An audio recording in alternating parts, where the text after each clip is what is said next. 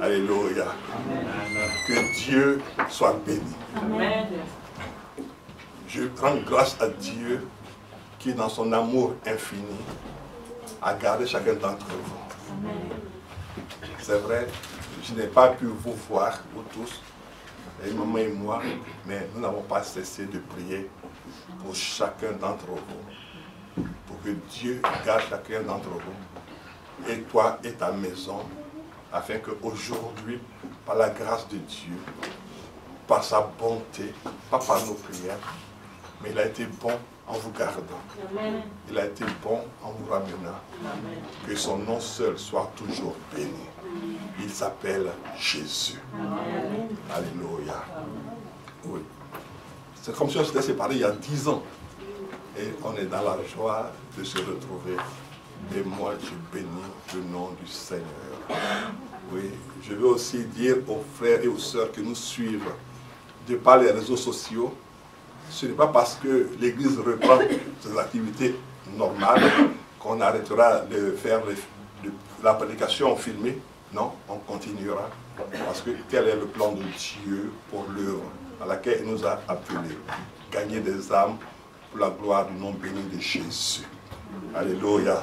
Amen. Donc, je vous salue tous dans le merveilleux et glorieux nom de Jésus. Amen. Que sa grâce repose sur chacun d'entre vous et qu'elle soit sur chacune de vos maisons et que le nom béni de Jésus seul soit toujours élevé et grandi dans chaque vie, dans chaque cœur, dans chaque maison et que la défaite du diable soit toujours constatée le matin, à midi, le soir, mais que la guérison, que le succès, que la prospérité accompagnent chaque maison. Ceux qui sont présents à l'église aujourd'hui, comme ceux qui viendront l'après-midi, comme ceux qui nous suivent aussi au travers des réseaux sociaux, oui, qui nous font l'amitié de nous suivre, que le Saint-Esprit même ajoute encore. Oui, vous êtes des milliers à nous suivre et nous bénissons le Seigneur et nous lui sommes reconnaissants pour cela. Ce n'est pas par notre propre capacité que vous nous suivez ou on vous a convaincu, non. C'est le Saint-Esprit qui permet, qui vous convainc de nous suivre et nous lui sommes reconnaissants pour cela. Que la gloire soit au nom béni de Jésus. Amen. Amen. Seigneur, merci pour ce temps et pour ce moment. Que ton nom seul soit béni. Sois loué, remercié, élevé au nom béni de Jésus. Amen. Nous allons lire la parole de l'année qui est marquée là. Oui. Vous servirez l'Éternel, votre Dieu, et il bénira votre pain et vos os. Et Dieu déclare, j'éloignerai la maladie du milieu de toi. C'est lui, Dieu, qui déclare cela. Il dit, vous allez me servir, mais la maladie viendra, mais je vais l'éloigner. Amen. C'est pour cela que j'ai dit toujours, servons Dieu. Quelle que soit la situation, il dit, servons Dieu. Amen. Tu dis, mais ça ne va pas, servons Dieu. Parce que c'est là notre sécurité sociale. Amen. Oui, servons Dieu. Et aujourd'hui, on rend grâce à Dieu, je rends grâce à Dieu de voir tous ces visages-là. Oui, je bénis le Seigneur. C'est vrai que le confinement a fait qu'on a pris quelques rondeurs, mais ce n'est pas grave. Quand on va revenir régulièrement, à force de danser, on va les perdre. Oh oui. Donc on ne peut pas pour le moment trop bouger, mais il va arriver un moment où, d'après un de nos fils là, on va faire le culte en bas, puis on va bien danser, on va bien transpirer. Je pense qu'on va perdre ce jour-là 3 kilos. Chacun va perdre 3 kilos à force de danser, de sauter. Voilà. Mais que Dieu soit béni. Amen. Alléluia. Vous savez, dans tout ce que le diable fait pour nous compliquer l'existence, Dieu utilise cela pour nous faire du bien. Amen. Donc nous devons toujours être reconnaissants à Dieu, parce que Dieu sait ce que le diable pense, le diable c'est parce que Dieu pense. C'est ça qui est intéressant. Donc dis-toi toujours, quand une chose arrive, tu dis, Dieu sait ce que le diable pense, mais le diable c'est parce que Dieu pense. Donc rien que ça doit te réjouir. Dis-toi toujours cela. Dieu sait ce que le diable pense, mais le diable ne sait pas ce que Dieu pense.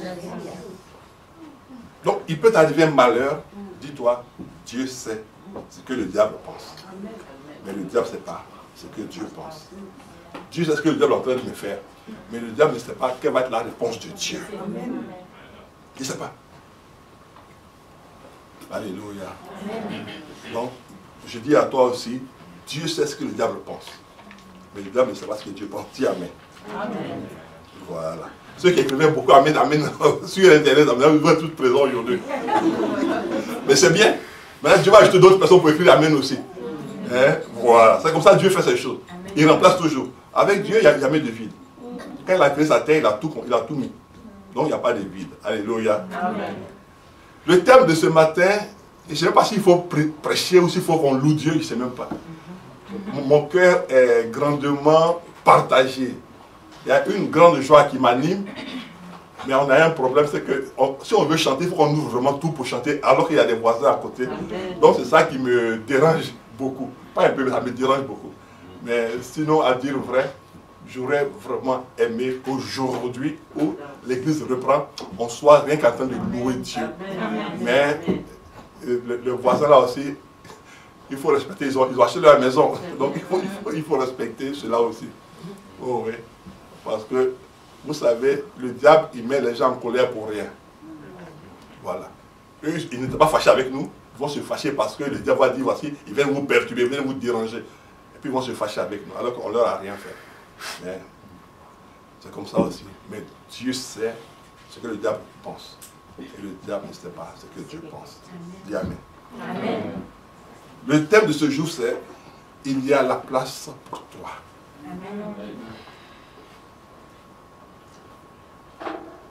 Oui.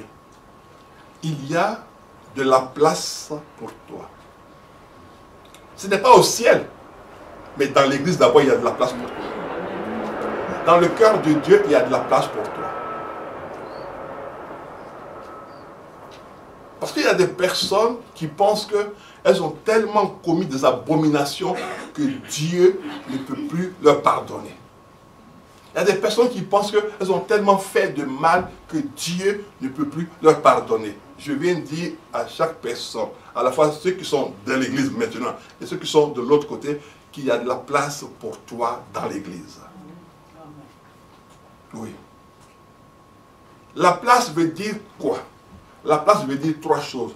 La première chose, c'est que Dieu a envoyé Jésus déjà pour toi. Ça, c'est la première place.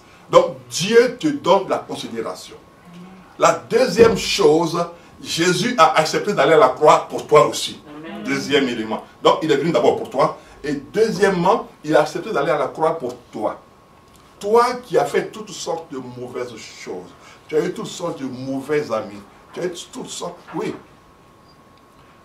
Quand moi j'étais tout jeune à Abidjan, j'avais des amis qui étaient terribles. Mais moi, c'est-à-dire, dans l'innocence des choses, quand Dieu appelle quelqu'un, c'est vrai qu'il le garde. Mais j'avais des amis qui étaient des voleurs, qui fumaient la drogue, qui buvaient beaucoup d'alcool. Mais aucune de ces trois choses-là, je n'ai pratiqué. Non. Quand je dis à des personnes, j'ai jamais bu d'alcool, ils disent, mais c'est pas possible. Je dis, mais dis-moi, si je buvais, ça allait m'apporter quoi en fait? Rien. Donc, je n'ai pas bu, ça m'aurait enlevé. Si je n'ai pas fumé, ça allait m'apporter quoi? Des problèmes. Je n'ai pas fumé, donc ça m'aurait enlevé. Vous voyez. Pourtant, je suis né dans un quartier qui était violent. Si quelqu'un dit à Abidjan qu'il aime la bagarre,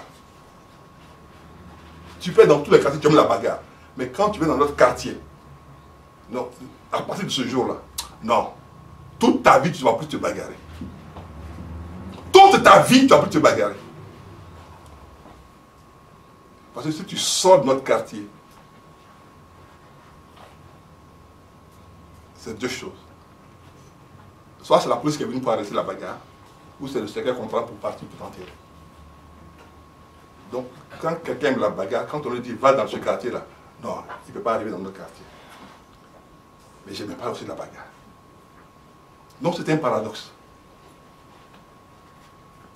Et quand mes amis ont appris que je suis devenu pasteur, ils disent, mais ça on le savait, parce que depuis tout petit, on te voyait, ton comportement montrait que tu allais devenir un pasteur. Oui, vous voyez. Donc, la deuxième chose, il est mort à la croix pour toi. La troisième chose, Le Saint-Esprit est venu pour qu'on puisse te dire que Dieu t'aime. Vous voyez? Donc, même toi qui penses que tu es mauvais, quelle que soit l'attitude mauvaise, le comportement mauvais, les actions mauvaises que tu as pu poser, le Saint-Esprit est venu te dire que Dieu t'aime. Ce ne sont pas tes amis qui t'aiment, c'est Dieu qui t'aime. Parce que les amis vont t'amener dans des problèmes, mais Dieu te sortira des problèmes dans le nom béni de Jésus. Quelqu'un dit Amen. Amen. Il y a des jeunes filles qui sont rentrées dans la prostitution à cause de leurs amis. Il y a des jeunes gens qui sont entrés dans la prostitution à cause de leurs amis. Les amis. Souvent ça perd.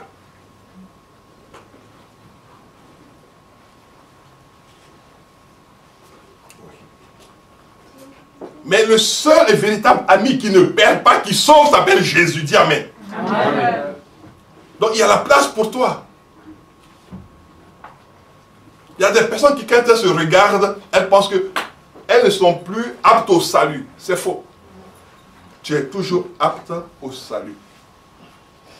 Toi qui nous regardes, même si tu viens de la boîte de nuit, et que tu allais boire comme pas possible, ou bien tu allais fumer la drogue comme pas possible, ce n'est pas grave.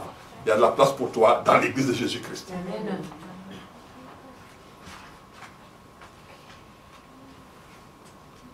Mais maintenant, la question qui est posée, c'est là la grande question. Est-ce que l'Église est prête à recevoir ceux qui ont une telle vie au milieu d'eux? C'est là la vraie question. Parce que quand quelqu'un vient à l'Église, quand c'est une jeune femme, elle vient avec les habits qu'elle a l'habitude de porter. Elle a l'habitude de porter des petites jupes. Quand elle va venir à l'église, on va la regarder mal. Regarde comment il l'habille. Elle ne sait pas qu'ici c'est la maison de Dieu, puis elle s'habille comme ça. Mais ça, c'est l'habillement qu'elle a toujours eu.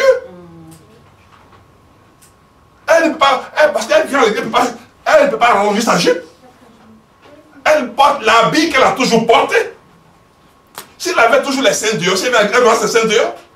Parce qu'elle a toujours eu des vêtements comme cela. C'est dans l'église, elle doit avoir une nouvelle éducation. Amen. Pourquoi beaucoup de gens ne veulent plus venir à l'église? Parce que dans l'église, c'est dans l'église qu'on juge les gens. C'est dans l'église. Au lieu de manifester l'amour de Dieu dans l'église, on juge les gens. On critique les gens. On tue les gens dans l'église. Alors que Jésus a été déjà tué pour l'église. Pourquoi encore tuer d'autres personnes? Est-ce que vous savez que la langue tue plus vite que le fusil? La langue tue plus vite que le fusil. Parce que le fusil, tu dois l'acheter les cartouches. Et puis tu dois venir maintenant pour mettre. Mais la langue. Tu as vu la maman là, tu as vu ses enfants. Pourtant l'église là, elle est à côté du pasteur. Regarde ses enfants là-bas. Bon, dis-moi, ce sont ces enfants ou c'est la maman que tu as vue là-bas? Parce qu'il ne faut pas confondre les choses. La maman peut être responsable, mais ses enfants ne sont pas responsables. Vous voyez comment on confond les choses? La maman peut être responsable, mais ses enfants ne sont pas responsables. Qui t'a dit qu'elle n'a pas bien éduqué ses enfants?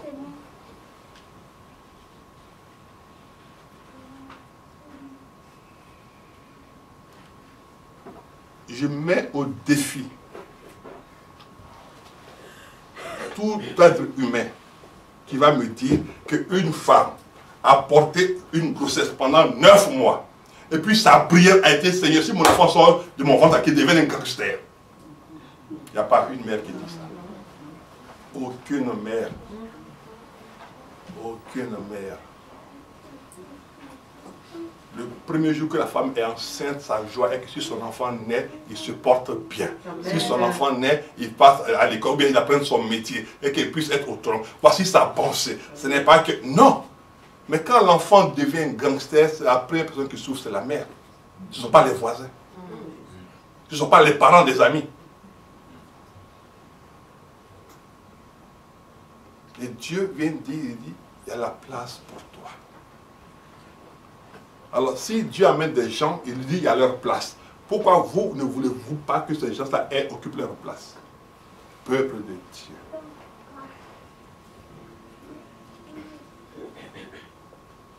C'est comme ça qu'on a chassé beaucoup de gens. Vous savez, merci Seigneur, Jérubal, qui s'appelle Gédéon, a eu beaucoup d'enfants. Et un de ses fils, c'est le, vous savez ce qu'il a fait? Il a fait la décès de son père. Non. Il a tué presque tous ses frères. Il a tué tous ses frères. Pourquoi a-t-il tué ses frères? Parce qu'il voulait être le seul, le juge. Le seul, l'autorité. Si ta langue tue quelqu'un, c'est que tu n'es plus une bonne personne. Tu ne deviens plus une bonne personne. Tu l'étais peut-être avant, mais c'est que ton vrai caractère est sorti. C'est pour cela que ta langue peut tuer quelqu'un.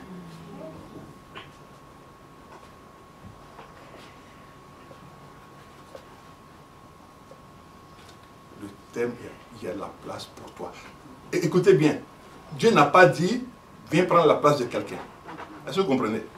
Donc, ce qui veut dire que si toi tu as une chaise dans l'église, quelqu'un peut occuper une autre chaise aussi. Donc, il ne faut pas dire que comme toi tu es là, parce qu'il y en a qui disent que non, comme on est complet, ce n'est pas la peine que d'autres s'ajoutent encore.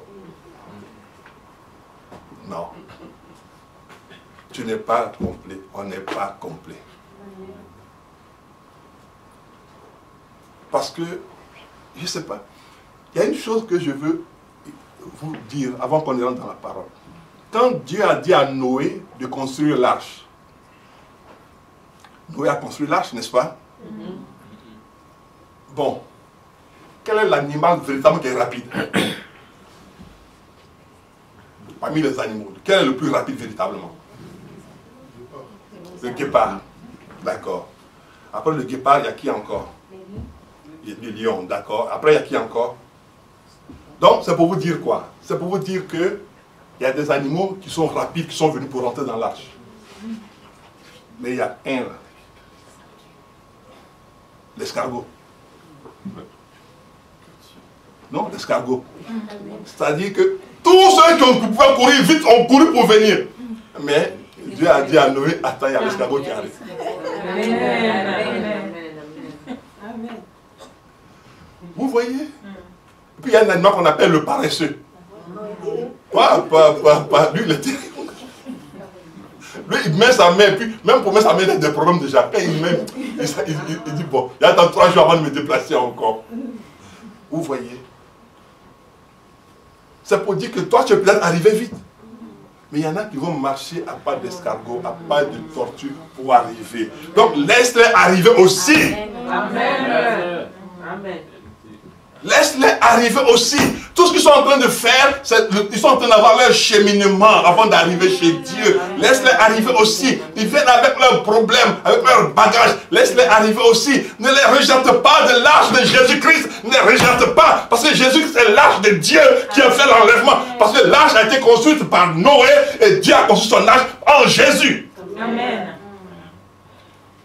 C'est pour ça qu'on appelle l'église de Jésus-Christ. C'est ça l'arche de maintenant, la nouvelle époque. Amen. Tu es dans l'arche qui est le corps de Jésus. Le corps du Christ. Les animaux qui allaient vite sont arrivés. Mais Dieu a dit d'attendre que la tortue aussi arrive. Que l'escargot arrive. Et que aussi les 1000 pattes arrivent. Ils ont 1000 pattes, mais ils sont là. Alors que les autres ont 4 pattes et puis ils sont rapides. Et puis il a mis. Il va être le premier. Mais il n'est pas mis les derniers. Vous pouvez avoir beaucoup de pattes, ça dérange aussi. Hein. Oui. Les autres ont 4 pattes. Le guépard, le lion, ils ont 4 pattes. Et puis ils sont arrivés vite. Lui, il en a 1000. Mais il devait les dévancer. À peine Dieu a dit, bon, non, fini là. Et puis il a 1000 pattes. Hop, nous on est arrivé. Mais il a 1000 pattes. Mais vous voyez. Ça veut dire que tu peux avoir la grâce de Dieu et puis être en retard dans la maison de Dieu. Donc, ne jugez jamais quelqu'un par l'apparence. Cette fille qui vient avec une demi-jupe, et puis quand elle s'assoit, on voit tout ce qui est derrière, ne la juge pas. Ce jeune homme qui vient, et puis il allait fumer comme pas possible, et puis il sent mauvais. Mais si toi tu vois qu'il sent mauvais, rends-lui service, achète-lui un parfum, au lieu de le critiquer. Il y a des gens qui peuvent venir, ils ont une seule chemise, un seul pantalon, au lieu de te moquer, achète-lui le deuxième pantalon. Parce que si toi tu trouves qu'il a un seul pantalon, une seule chemise, puis il vient tous les dimanches avec la même chose, si Dieu t'a fait remarquer cela, c'est qu'il veut que toi, tu sois la personne qui contribue à son développement. Il veut que tu sois la personne qui contribue à son épanouissement. Que tu sois sur le chemin de la... Oui, tu sois son ricin. Le ricin, c'est le protecteur qui est occasionnel. Tu sois une protectrice ou un protecteur occasionnel. Il y a la place pour toi. Aujourd'hui, beaucoup de gens ne veulent pas aller à l'église. Dans vos églises là, on critique les gens. Dans vos églises là, on parle mal aux gens. Dans vos églises là, on lorgne les gens. On ne regarde plus les gens, mais on les lorgne. Ça dit même hier là, ce n'est rien à côté des yeux. Ça, c'est à cause de l'église qu'on est assis ensemble. Mais la croix là, c'est à la fois pour toi et c'est aussi pour lui. Amen. Tu n'as pas plus de croix dans ta vie que lui n'a moins de croix dans sa vie. Amen. Alléluia. Amen.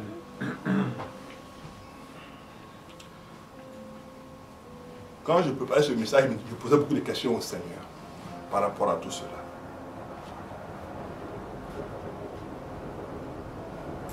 Qui se souvient du message du dimanche dernier? Importune. Non. Hein? Ah, laisse-toi combler. Ah, laisse-toi combler. Mais s'il n'y a pas de place, comment on peut te combler? S'il ne vient pas, comment on peut le combler? Quelqu'un peut être en manque de quelque chose. Comment est-ce qu'il peut être comblé? Dieu compte sur toi pour qu'il soit comblé. On a vu que les disciples de Jésus avaient du mal à donner les 5 pains. Oui, mais déjà, ils sont nombreux, puis nous-mêmes, ce n'est pas suffisant pour nous. Je fais grâce. Oh, Seigneur, aide-nous. Allons dans Matthieu 11, verset 28, s'il vous plaît. Matthieu chapitre 11, le verset 28.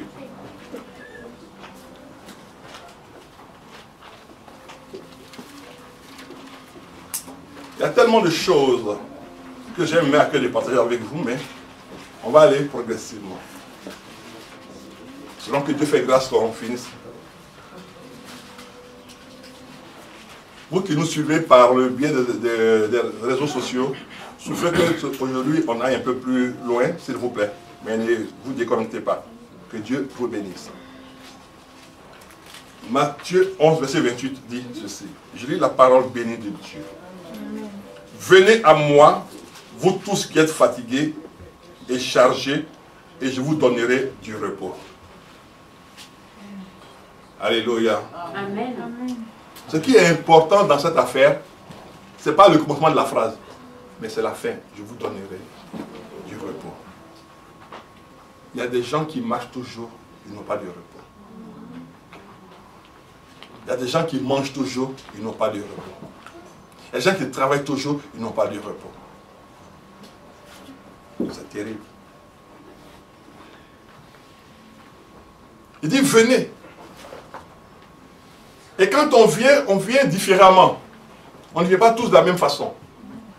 Il dit, venez à moi. Regardez bien. Il n'a pas dit aller à quelqu'un. Donc si quelqu'un vient à l'église, il ne vient pas pour toi. Il ne vient même pas pour le pasteur. Il vient parce que Jésus l'a attiré. Il dit, venez à moi et je vous donnerai du repos. Parce que même le pasteur n'a pas de repos lui-même. C'est Jésus qui donne le repos. Dis amen. C'est Jésus qui donne la tranquillité, c'est lui qui donne la stabilité. Oui, c'est Jésus qui fait cela. Si un homme de Dieu te dit qu'il va te donner du repos, il ment. aucun homme sur la terre ne peut donner du repos à un autre homme. C'est Jésus qui donne le repos. Il dit, venez à moi. Il y avait déjà les pharisiens, ils n'ont donné aucun repos. S'ils avaient donné du repos, Jésus n'aurait pas dit à ses auditeurs, venez, je vais vous donner du repos. Si quelqu'un te dit que celui-là ne prie pas pour toi, tu ne seras pas béni, il ment. Ce n'est pas de Dieu.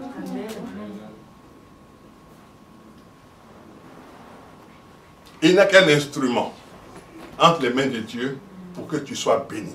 Mais ce n'est pas lui qui est la source de la bénédiction.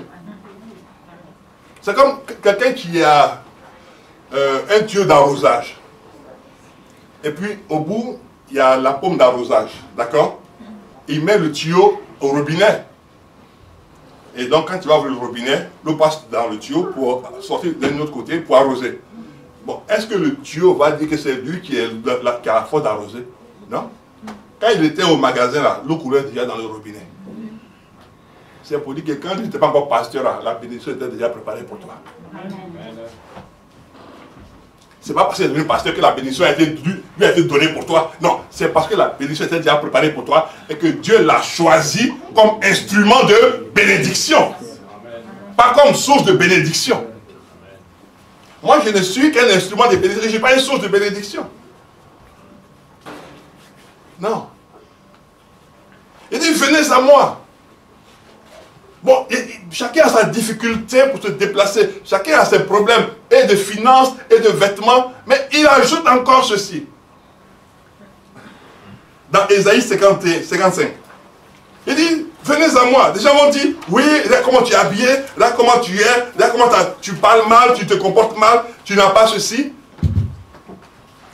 Il dit non, venez. Parce que les gens sont là pour disqualifier d'autres personnes, ils sont là pour parler mal, pour regarder mal. Il dit venez. Ésaïe 55. Le verset 1. Il dit ceci, venez. Ésaïe 55, verset 1. Vous tous qui avez soif, venez aux eaux. Vous tous qui avez soif, venez aux eaux. Même celui qui n'a pas d'argent. Vous voyez? Même celui qui n'a pas d'argent. Donc l'église n'est pas un lieu où l'argent veut dire ceux qui ont des capacités financières, intellectuelles et tout cela. Il dit, même vous qui n'avez pas, venez. Même vous qui n'avez pas, venez. Waouh, ça change du tout. D'un côté, il dit, venez à moi, vous tous qui êtes fatigués, je vous donnerai du repos. Et là, il dit, vous tous qui avez soif, venez aux eaux.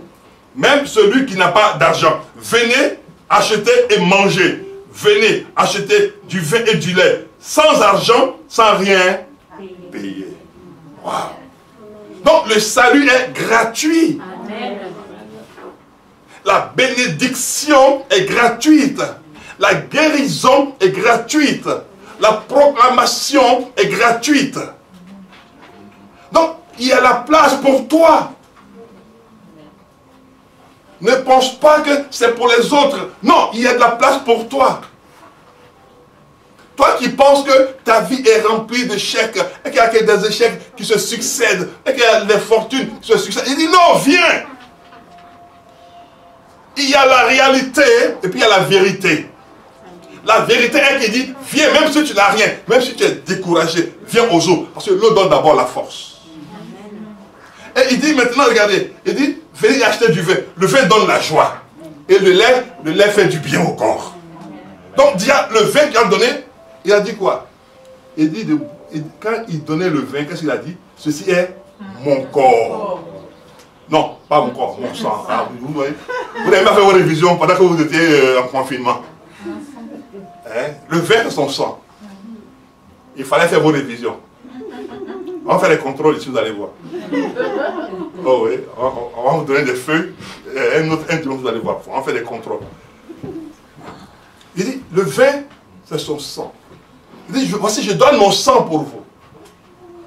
Venez et buvez gratuitement. Mais ce n'est pas ce qu'il va te donner qui te donne à un autre. Parce que souvent, il y en a qui pensent que quelqu'un a pris leur place. Personne ne prend la place de personne dans l'église.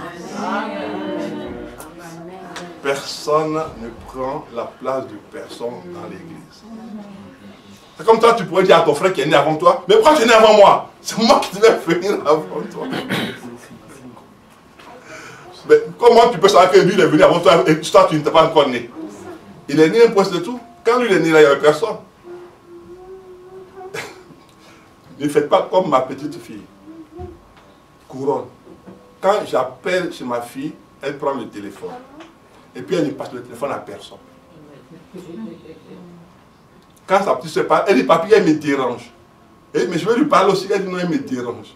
Et elle dit ton petit frère, il me dérange. Donc elle seule à son papi.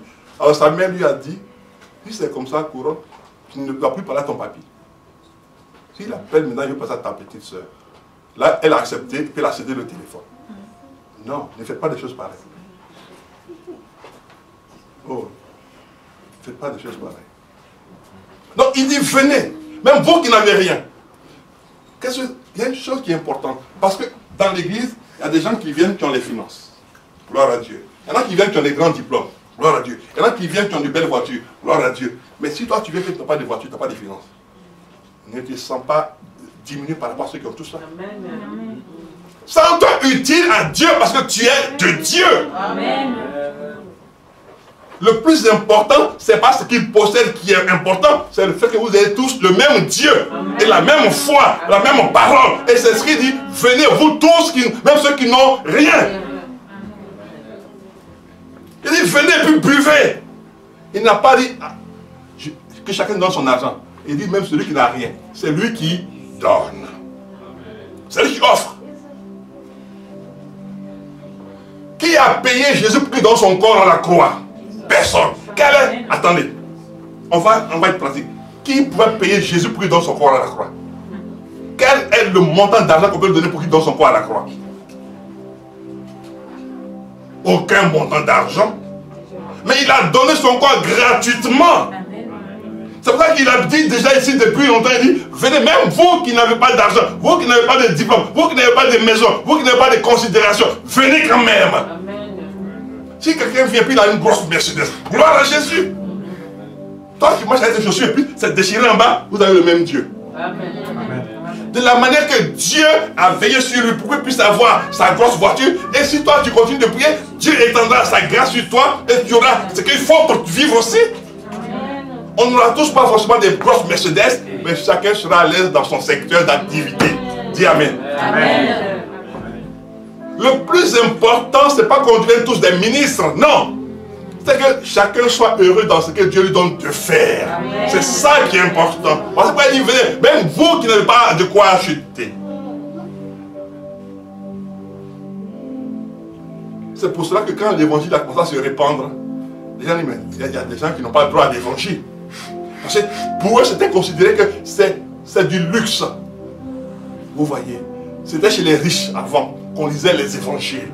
Quand les gens riches s'asseyent, et puis le prêtre vient, et puis il lit les évangiles, et puis il dit, ah mon père, merci.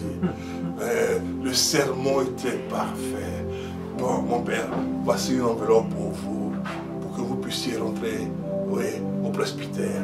Maintenant, quand les gens qui sont pauvres appellent le même prêtre là, il ne va pas. Alors que c'est marqué, venez, c'est gratuit. Vous savez, je vais donner un conseil à ceux qui sont appelés à servir Dieu. Ne t'habitue pas à manger chez les gens. Parce que tu vas aller un jour prier chez quelqu'un, il n'a pas à manger à te donner. Quand tu vas sortir, tu vas être fâché. Tu vas dire, ouais, mais quand je suis allé prier chez l'autre, j'ai mangé, on vient prier chez lui, il ne donne même pas à manger aux gens. Il fait, oui, mais tu es sur une mauvaise pente. Tu ne vas pas prier pour manger. Tu ne vas pas prier pour qu'on te fasse une offrande. Tu vas pour prier et tu pries et tu sors. C'est tout. Si Dieu bénit la personne, quel que soit le miracle, toi tu bénis Dieu et tu t'en vas.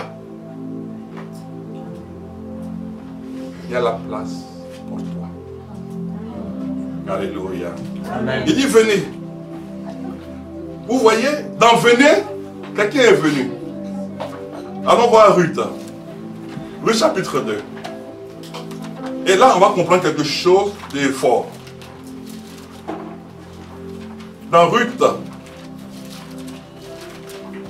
c'est après Juge, dans l'Ancien Testament.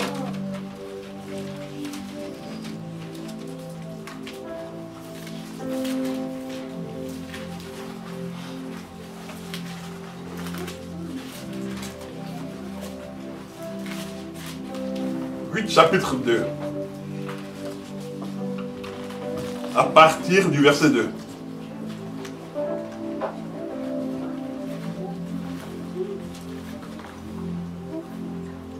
Ruth, la Moabite, dit à Naomi, laisse-moi, je te prie, aller glaner des épis dans le champ de celui aux yeux duquel je trouverai grâce. Elle lui répondit, va, ma fille. Elle alla glaner dans un champ derrière les moissonneurs. Et il se trouva par hasard que la pièce de terre appartenait à Boaz, qui était de la famille d'Elimelech. Et Boaz vint de Bethléem et dit au moissonneur, que l'Éternel soit avec vous. Il lui répondit, que l'Éternel te bénisse. Et Boaz dit à son serviteur, chargé de surveiller les moissonneurs, à qui est cette jeune femme? Mais la question est la suivante. Comment a-t-il fait pour remarquer Ruth? Parce que Ruth s'est distinguée. Distingue-toi toujours à l'église. Par ton attitude, pas par tes paroles.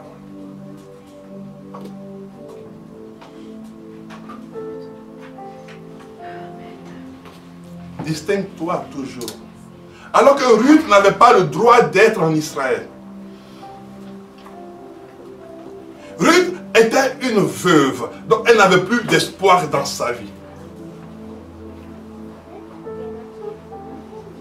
La distinction t'amènera toujours loin dans la présence de Dieu. Si tu prends la chose de Dieu au sérieux, Dieu te prendra au sérieux. Ruth a pris la chose qu'elle faisait au sérieux.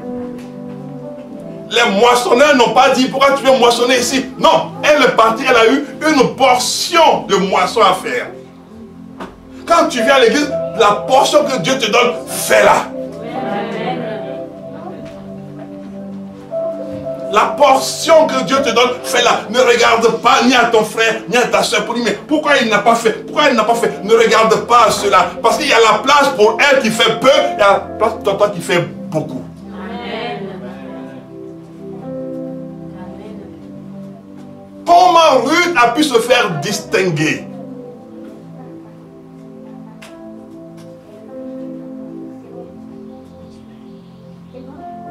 La première raison qui a fait que Ruth s'est distinguée, c'est qu'elle a écouté le conseil. Première chose, écouter les conseils. Aujourd'hui, on n'aime pas écouter les conseils. Parce que la personne qui donne les conseils est la personne qui a vu dire les choses avant que toi tu ne les vois.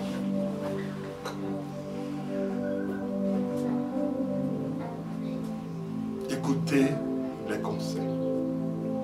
Deuxième élément qui a distingué Ruth, mettre en pratique les conseils que tu as donnés. La mise en pratique. Parce que toi tu vas dire, je sais tout, je peux tout, je vois tout. Mais un jour tu vas revenir, tu vas dire, je me suis trompé en tout. Mais là tu as fait 5 ans de retard. On ne peut plus les rattraper.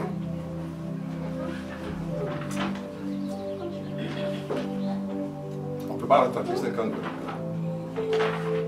Écoutez les conseils, la mise en pratique des conseils. Et qu'est-ce qui se passe? La distinction naît de cette mise en pratique. Et comment est-ce que la distinction naît? C'est que ce n'est pas toi qui te fais remarquer, on te remarque. Amen. Vous regardez mes éléments. On te remarque.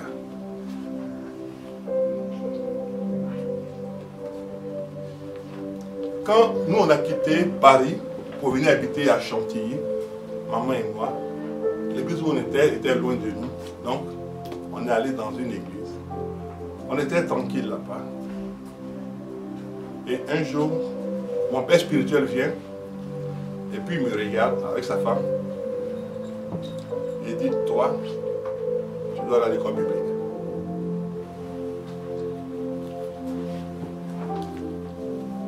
J'ai dit, mais attends, il ne s'est pas trompé. Il dit non. Et sa femme dit à maman, toi, suis ton mari, là, à l'école biblique.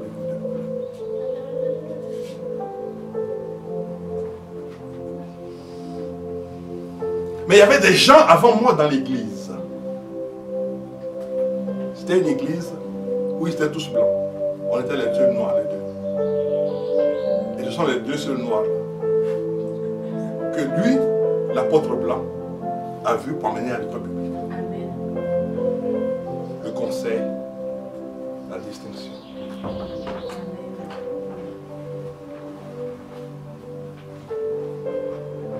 C'est lui qui a présenté mes enfants, Salomon et Hélène, tout ça.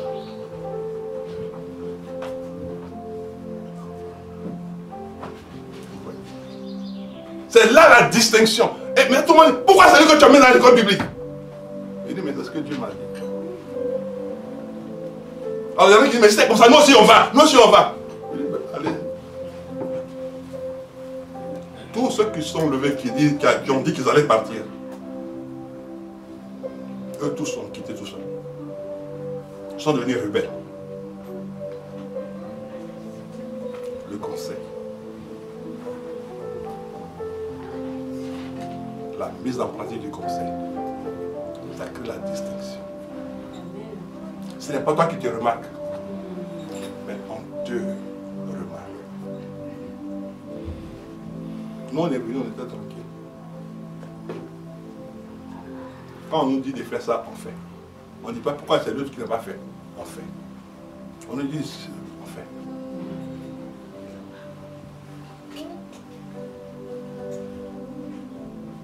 Et cette femme-là, elle a commencé à me donner des conseils. Ma mère spirituelle. Elle a commencé à me dire, voici comment il faut que tu fasses. Quand tu vas servir Dieu, voici les conseils.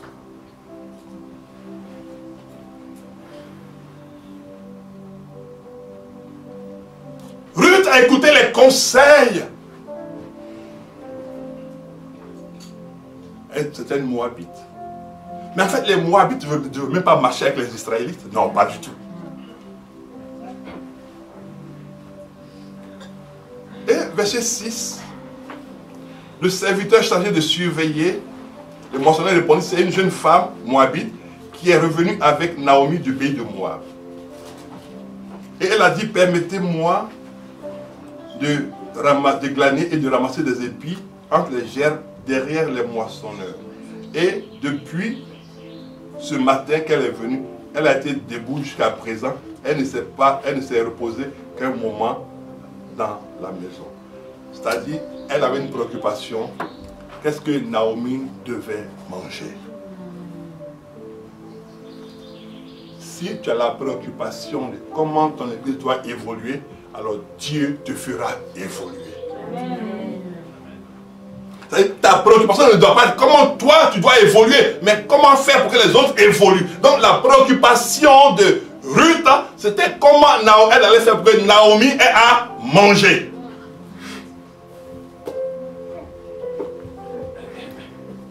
Vous voyez? Parce que quand la Bible nous dit cherche premièrement le rêve des cieux et tout cela, et puis après il dit ce que tu veux que l'on fasse pour toi, fais le même pour les autres. Mais Ruth déjà, elle dit comment je vais faire pour nourrir ma belle-mère Naomi. Elle est jeune, elle peut faire toutes sortes de choses, mais elle dit comment je vais faire pour que Naomi puisse manger. Mais Naomi a dit bon, il y a la place pour toi. Et tu vas, tu ne demandes pas grand chose, tu dis tu vas marcher derrière les glaneurs. C'est-à-dire, prends ta beauté, mets-la en poche. Prends tes diplômes, mets-les en poche. Prends ta personnalité, mets-la en poche. Humilie-toi. Amen.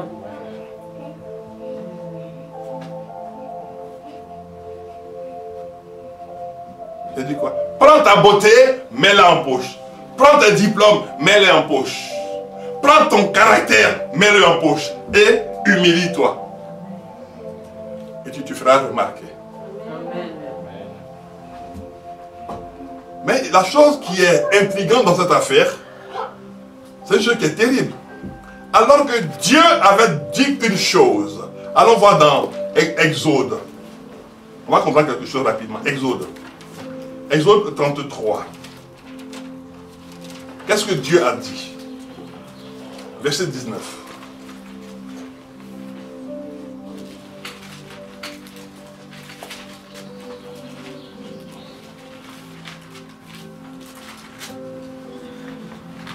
Ah oui.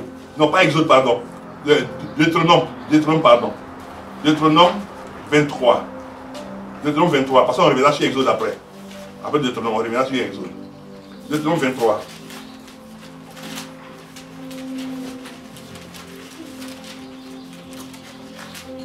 Deutéronome 23. Parce qu'il y a une chose qu'on doit comprendre qui va nous amener sur Exode après. 23. 3 à 6. Voilà. Voici ce que Dieu dit. Il dit, l'Ammonite et le Moabite, Deutéronome 23, à partir du verset 3. L'Ammonite et le Moabite n'entreront point dans l'assemblée de l'Éternel, même à la 10e génération et à perpétuité. Parce qu'ils ne sont pas venus au-devant de vous avec du pain et de l'eau sur le chemin lors de votre sortie d'Égypte. Et parce qu'ils ont fait venir contre toi à prix d'argent Balaam, fils de Béor, de Pétor, en Mésopotamie, pour qu'il te maudisse. Regardez. Donc, voici une situation. Il dit, même jusqu'à la 10e génération, les Ammonites et les Moabites n'entreront pas. Mais Ruth, elle est quoi? Moabite. Ah. Et elle est entrée où? Chez Dieu. Amen. Ce qui veut dire que quand Dieu dit n'entreront pas, ne feront pas, on va quitter là pour dire quelle que soit la malédiction qui plane sur ta famille, quelle que soit la situation qu'on ne comprend pas qui est dans ta famille, quelle que soit la pauvreté, quel que soit le célibat, quelle que soit la misère, quelles que soient les difficultés, quelle que soit la maladie qui... Des gens héritent des plantations, mais vous héritez de maladies et de maladies et de maladies. Quelles que soient toutes les mauvaises choses que ta famille peut te proposer, Dieu a un plan pour toi. Dis Amen. Amen. Il dit, il y a la place pour toi. Et c'est là maintenant que nous retournons vers Exode, comme je l'avais dit tantôt. Oui, Exode 33. Oui, parce que Dieu veut dire à quelqu'un ce matin cette parole. Il veut dire à quelqu'un ce matin cette parole. Exode 33. Le verset 19. L'Éternel répondit, je ferai passer devant toi toute ma bonté. Donc Dieu sera bon pour toi. Amen. Vous voyez. Et je proclamerai devant toi le nom de l'Éternel. Et puis il dit quoi? Son nom c'est quoi? Il dit, je fais grâce à qui je fais grâce. Et miséricorde à qui je fais miséricorde. Donc Dieu dit, je fais grâce à qui je fais grâce. Et je fais miséricorde à qui je fais miséricorde. Donc il te fait miséricorde pour te faire entrer dans sa présence. Il te fait miséricorde pour changer le cours de ta vie. Il te fait miséricorde pour changer le cours de ta famille. Il te fait miséricorde. Donc ça veut dire que la malédiction qui planait sur ta famille, les difficultés auxquelles ta famille t'a habitué et auxquelles elle est elle-même habituée. Il dit, je fais grâce. Amen. Et je fais passer ma bonté, la bonté de Dieu. Amen. Il n'a pas dit que je vais prendre chez quelqu'un pour venir te donner. Il dit, la bonté de Dieu. Vous n'avez pas encore compris. Vous n'avez pas saisi. Il dit quoi? L'Éternel répondit. Il n'a pas dit le pasteur répondit. L'Éternel. Celui-là qui n'a ni commencement ni fin. Il dit je vais faire passer ma bonté. Amen. Je vais changer le cours de ta vie. Je vais manifester ma bonté à ta personne. Je vais manifester ma bonté à ta famille. Je vais manifester ma bonté à tes enfants. Je vais manifester ma bonté à ton mari. Je vais manifester ma bonté à ta femme. Je vais manifester ma bonté à ce que vous sachiez que je suis le Dieu qui est bon. Chaque jour je suis bon. À chaque minute je suis bon. Le matin je suis bon. Le soir je suis bon. À chaque moment je suis bon. Qu'il pleuve je suis bon. Qu'il neige je suis bon. Oui, il va manifester sa bonté. Il y a la place de Dieu dans ta vie. Il y a la place pour toi auprès de Dieu. Je vais manifester ma bonté. Amen. Amen. Amen. Il dit, je fais grâce à qui je fais grâce. Mais ça veut dire que ta famille peut avoir été liée, enchaînée, emprisonnée. Mais sa bonté est source de délivrance. Amen. Sa bonté est source de guérison. Sa bonté est source de relèvement, de restauration. Sa bonté.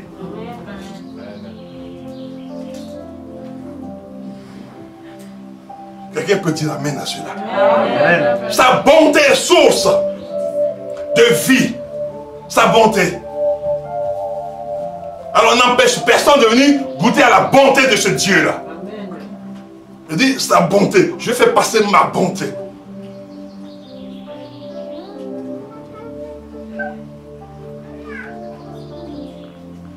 Oui.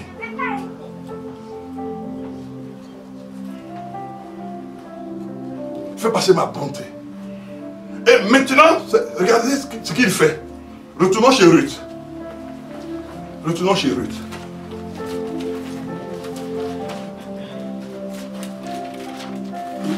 Allons au chapitre 2 toujours. Regardons chapitre 2, le verset 8. Elle est tellement remarquée que Boaz dit à Ruth, écoute ma fille, ne va pas glaner dans un autre champ, ne te loigne pas d'ici et reste avec mes servantes. Donc la distinction fait qu'on la retient. Alléluia. La distinction fera qu'on va te retenir. Au lieu de te repousser, de te rejeter, on va te retenir. Alors que dans ta famille, tout ce que vous faisiez, on vous rejetait, on vous repoussait partout. Mais lui, il dit, la bonté de Dieu va amener maintenant les gens à te retenir. A dit, non, nous avons besoin de toi. On a besoin de ta personne. On a besoin de la grâce que Dieu a mise sur toi. Parce qu'il dit, ma bonté sera pour toi source de délivrance, source de changement de vie et de changement d'identité. Ma bonté.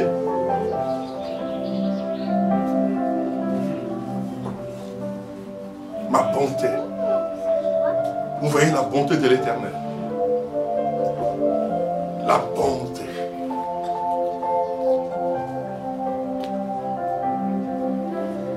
La bonté de Dieu. Oui.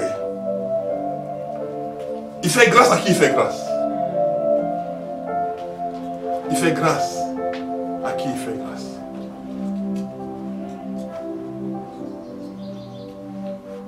Il fait grâce. À qui il fait grâce? On va aller dans Ésaïe 57. On va finir notre message. Ésaïe 57.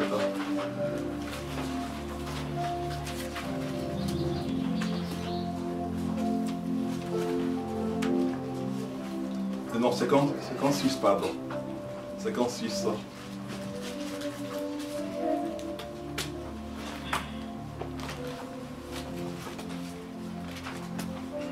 56, verset 7.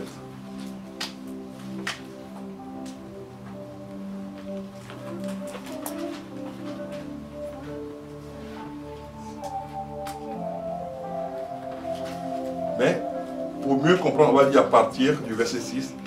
Et les étrangers s'attacheront à l'Éternel pour le servir, pour aimer le nom de l'Éternel. 56, verset 6. Et les étrangers s'attacheront à l'Éternel pour le servir, pour aimer le nom de l'Éternel, pour être ses serviteurs. Tous ceux qui garderont le Shabbat pour ne point le profaner et qui persévéreront dans mon alliance, je les amènerai sur ma montagne sainte. Je les réjouirai dans ma maison de prière. Leurs holocaustes et leurs sacrifices seront agréés sur mon autel, car ma maison sera appelée une maison de prière pour tous les peuples. Une maison de prière pour tous les peuples. Alléluia. Amen. Une maison de prière pour toi qui nous regardes. Dis Amen. Amen. Une maison de prière pour toi et ta maison. Dis Amen. Amen. Oui. Donc il y a la place. Il y a la place. Si un frère vient, quelle que soit l'odeur qu'il y a sur lui, quelle que soit la senteur qu'il y a sur lui, quels que soient les vêtements, reçois-le. Si une sœur vient, avec les habits qu'elle a chez elle, c'est ce qu'elle a comme vêtements, reçois-la. Et par la grâce de Dieu, au bout d'un mois, 2 mois ou 3 mois, elle-même, avec ce que Dieu lui permettra de comprendre et de vivre, elle-même, elle va changer ses propres vêtements. Et tu gagneras une sœur, tu gagneras une fille, et tu verras que la maison est appelée la maison de prière pour toutes les nations, pour tous les peuples. Oui. Et il est important que nous nous disposions à ce que ce soit la maison de tout le monde. La maison n'est pas une maison seulement pour des Africains. C'est pour tous ceux que Dieu appelle. Il dit, et les étrangers s'attacheront. Nous tous, on était étrangers à Israël. Et il nous a appelés.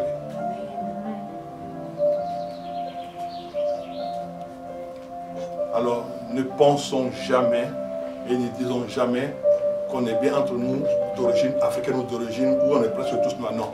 C'est la maison de Dieu. Et chacun y a sa place. Chacun y a sa place. Et chacun doit occuper la place que Dieu veut bien lui donner. Oui. Il y a des gens qui sont encore dehors en train d'arriver.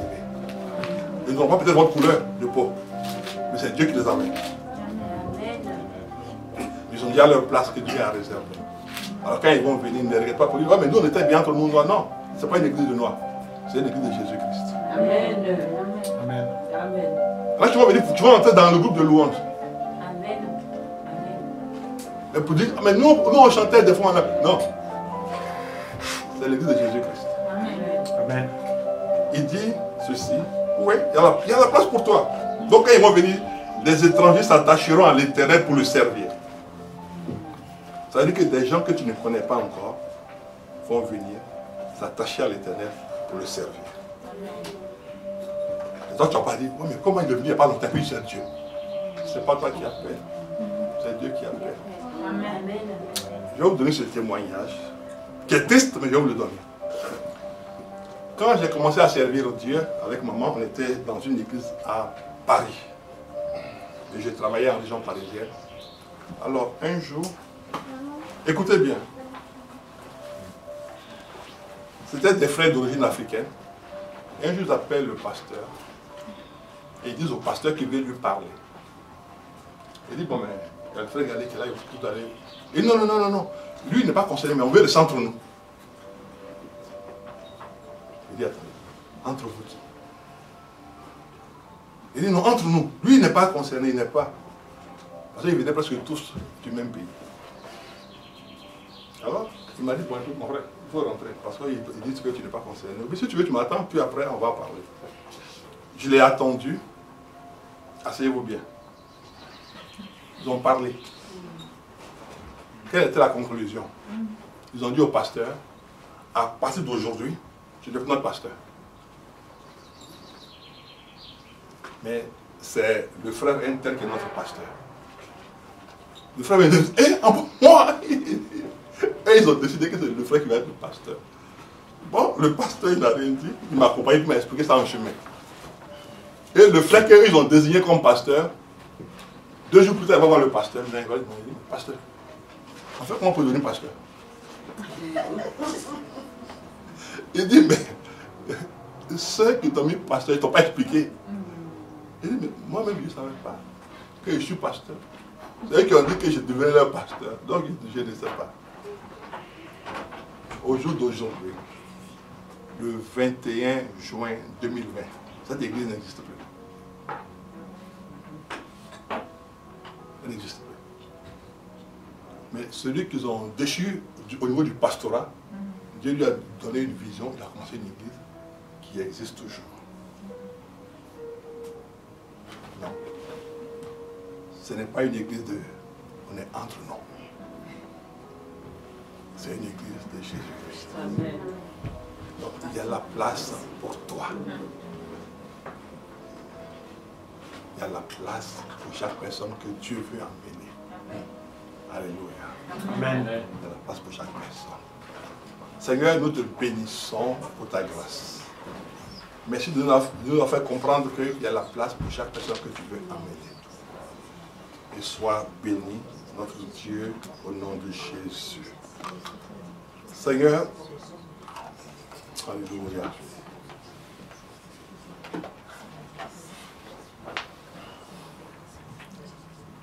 Maintenant, toi qui es malade, soit dans l'église ou qui est dehors, je vais prier pour toi. Mets ta main là où tu as mal parce que Dieu veut guérir ce matin. Seigneur, c'est dans le nom de Jésus que je viens prier. Pour dire à la personne, à la fois celle qui est de l'autre côté de la caméra, c'est-à-dire au niveau des réseaux sociaux et celle qui est ici, qu'au nom de Jésus, le mal qui te tracassait te quitte maintenant au nom de Jésus. La douleur qui était lancinante dans ton dos, tu avais une douleur qui était forte dans ton dos, cette douleur maintenant aussi te quitte au nom de Jésus. Et toi qui avais des problèmes au niveau de tes genoux, de ta rotule, précisément, rotule, maintenant cela est libéré au nom de Jésus. Seigneur, merci, toi qui guéris maintenant toutes ces personnes. Et je veux dire maintenant, avant de passer la parole au serviteur de Dieu pour la suite, une chose est simple. Jésus t'aime et il a donné sa vie pour toi. Il dit, viens à lui. Viens à lui, tu trouveras certainement un pasteur ou une servante de Dieu, mais viens à Jésus. Il leur donnera la parole qu'il faut pour ton salut, la parole qu'il faut pour ta guérison, la parole qu'il faut pour ta délivrance. Mais n'oublie pas qu'il a payé le prix pour toi. Il a donné sa vie pour toi. Et rien que pour cela, il mérite que tu viennes à lui. Que Dieu te bénisse au nom de Jésus. Amen. Amen.